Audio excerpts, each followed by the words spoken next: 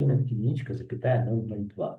Давайте, друзья, еще посмотрим последний уже слайд, подытоживающий, что произошло за год с рынком жилой недвижимости острова Кипр.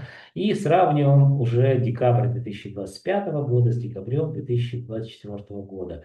Буду говорить только в процентном соотношении, потому что эти цифры уже проговаривал, что было в декабре. По новому жилью.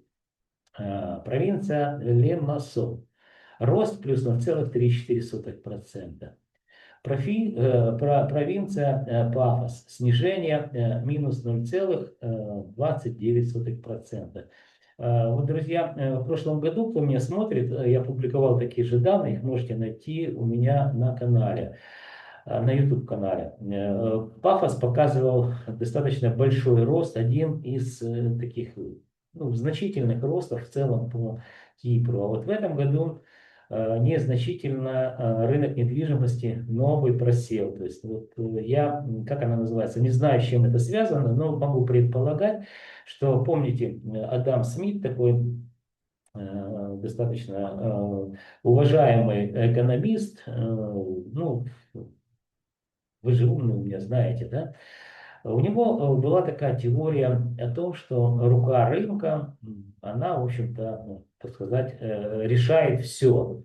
Я, конечно, не склонен вот этой теории, так сказать, доверять полностью и окончательно, но в принципе могу предположить, что да, действительно, если рынок в городе Пафосе, рынок жилой недвижимости был перегрет в 2024 году, вернее, в 2023 году, то, и в 2024, то, скорее всего, количество желающих купить недвижимость, которая подорожала значительно, стало меньше в 2025 году, и мы увидели незначительное, так сказать, снижение стоимости квадратного метра. Но это мое предположение, не больше, не меньше.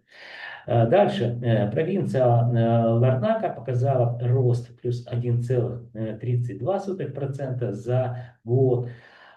Достаточно большой, но это небольшой рост, это нормальный рост на самом деле. И видим, что новое жилье в Никосии выросло на 4%. Давайте очень кратко подведем итоги, что среднее арифметическое число по южной части острова Кипр, новое жилье, достигло в конце декабря 2025 года 2876 евро, что в целом по острову показало рост плюс 1,34%. Индекс положительный, единичка 0,13. Друзья, вот смотрите, много это или мало? Давайте очень кратко, тезисно попробую вам еще раз напомнить, что по данным Евростата, они предполагали, так же как я предполагаю, 2% это инфляция в 2025 году, который прошел, и о котором мы говорим. Я так думаю, что по факту это будет порядка 3%, но это мы узнаем только в феврале месяце. Так вот, что такое, друзья, инфляция? Инфляция это когда напечатанных денег становится больше. Но это и фиатные деньги, и там есть агрегаты М0, М1, М2 и так далее. Есть теория стоимости, которая гласит о следующем, что рынок, вернее экономика любого государства может работать сбалансированно, когда количество денег, выпущенных, равняется или обязательствам, я говорил про денежные агрегаты, равняется количеству выпущенных товаров и услуг. Ну, то есть, или балансирует где-то так. Вот тогда инфляция минимальная. Если количество денег выпущено больше, чем выпущено товаров и услуг, мы наблюдаем, что, друзья, вот эти инфляционные процессы, за обесцененные деньги все меньше и меньше можно купить товаров и услуг. Рынок недвижимости является, друзья, товаром. Так вот, смотрите, и как правило, любят говорить, что особенно на Кипре это такая инвестиционная гавань, где вы будете получать, в общем-то, от своих инвестиций. А инвестиции это только о прибыли, ни больше, ни меньше. То есть инвестиции, которые приносят вам убыток, это не инвестиции. Это значит вас, так сказать, ввели или дезинформировали, да, люди, которые там вам рассказывали о инвестициях. Так вот, смотрите. Если, предположим, ну, официальная статистика 2%, в феврале, я думаю, что 3 будут это, инфляционные процессы, недвижимость в целом подорожала всего лишь на 1,5%, то, ну, это где-то вот плюс-минус, э, не обесценилась недвижимость. Ну, с учетом статистической погрешности, будем говорить, что вот где-то недвижимость не выросла в своей стоимости, но не подешевела в том числе. А вот если это взять, вот давайте посмотрим, как в Никосии, это у нас целый, еще раз, это не город муниципалитет, а целая, целая епархия, целая, как она называется, провинция.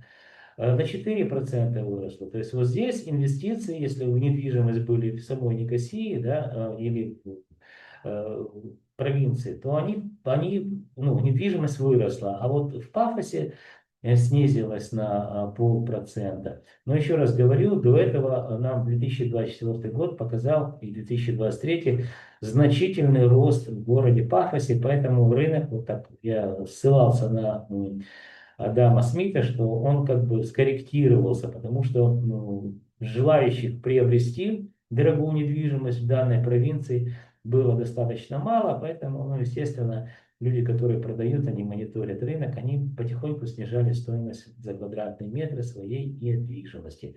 Итак, если подходя к последнему, так сказать, вот этой табличке, это старое жилье, то видим, что, друзья, ну, завершая уже, что в целом по южной части острова Кипр 2525 евро стоимость квадратного метра старого жилья и рост больше, чем у нового жилья 1,65%. Индекс положительная единичка, запятая 0,17. Друзья, вот, ну, давайте я очень кратко расскажу, что такое индекс. Индекс – это индекс рынка недвижимости, это макроэкономический показатель, который характеризует изменение стоимости квадратного метра в целом или по целому, не по целому острову, а по южной части острова Кипр, по 5 провинциям. Он считается просто, если у вас есть эта статистика. 2525 евро делим на 2484 евро.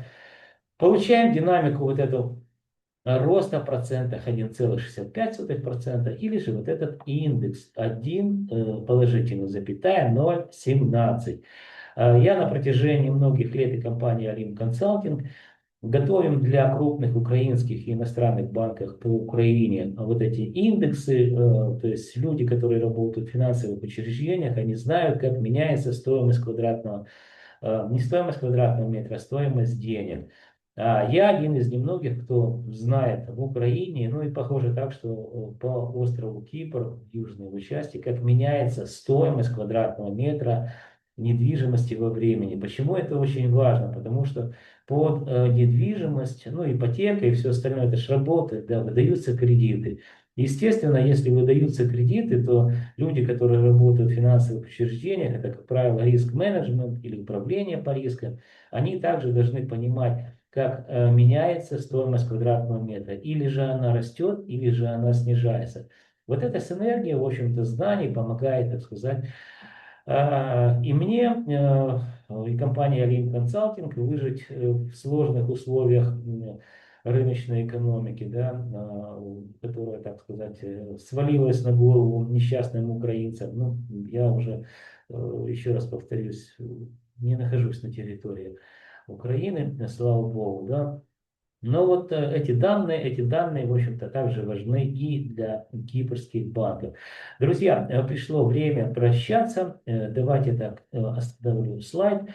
Для того, чтобы вы знали, что происходит с рынком недвижимости острова, я буду записывать и по аренде еще видео. Ну, то есть там есть планы уже, когда, так сказать, основательно перееду сюда, и, может быть, так сказать, с этим, как он называется, с дроном посмотреть по каждому району, потому что у меня информации очень много статистической, и показать, вот почему отличается тот или иной район в стоимости. А на это же влияет очень просто или локация, или же наличие развитой инфраструктуры, да.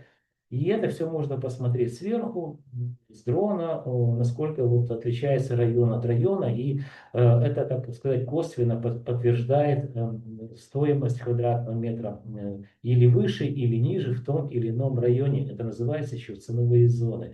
Поэтому, друзья, смотрите мой канал. Я думаю, что вам будет интересно. Еще вы должны помнить, что я и компания Olymp Consulting, это украинская компания, друзья, готовим для вас ежемесячные обзоры рынка недвижимости, которые, я уверен, станут для вас компасом в каменных джунглях рынка недвижимости острова Кипр. Друзья, до встречи в следующих моих видеороликах.